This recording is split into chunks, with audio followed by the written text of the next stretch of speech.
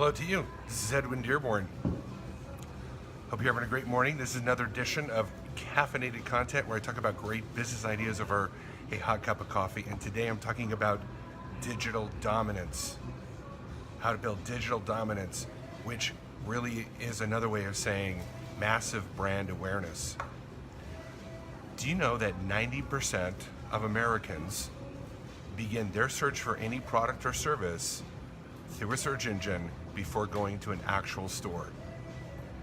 So when they're searching for even a washer or dryer or a car or a motorcycle or a home, they begin that search online.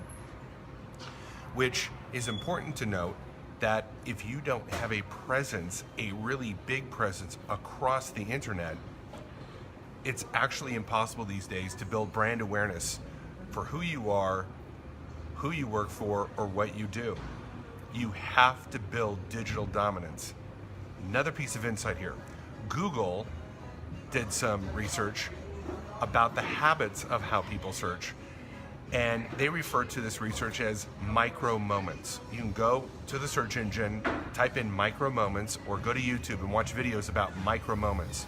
And what micro moments are is that people will jump around to different sites, your social media, your YouTube page, your website. They don't just go to your website.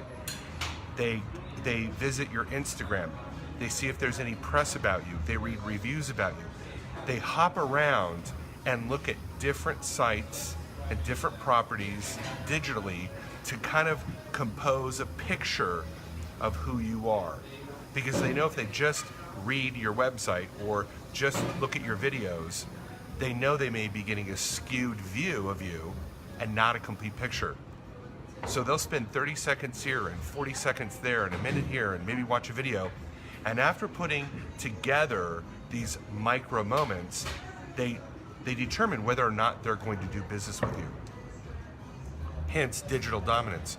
You need to not just have a website, you need to be in multiple places having blog posts on Medium and LinkedIn Pulse. You should have YouTube videos. You should have a strong presence on Twitter and LinkedIn, etc. See, because this is how people shop now.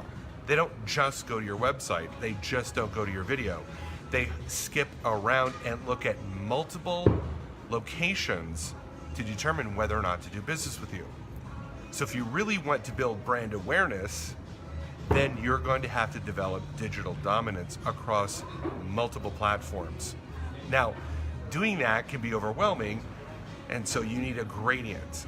Currently, I'm writing a book about digital dominance, and what we really discovered is that there's 7 layers that you have to build upon. It's almost like, if I was going to get a black belt, I wouldn't just get a black belt. I'd have to get my white belt, then I'd have to build upon more skills to get my yellow belt, then my orange belt, etc. And over time, if I kept in all the earlier steps and my knowledge and my abilities, one day I would become a black belt. And I would be a dominant fighter in my particular sport. But I'm not going to build that dominance right away. I've got to slowly build my skill sets and abilities, and on top of each other, I eventually get to be a dominant fighter. Well, it's the same with marketing. You have to start somewhere. So we've put together a checklist, my partner and I, of what digital dominance looks like. What is really step 1?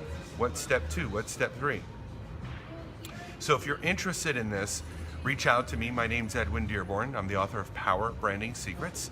And I love helping brands and businesses expand by building their presence online. So one day they have complete digital dominance. And as they build that, their sales grow, the recognition of their company grows, their profits grow. It's not easy. It takes a little time, but it's well worth it if you do it right. All right, we'll talk to you soon. Thanks for joining in. Bye-bye.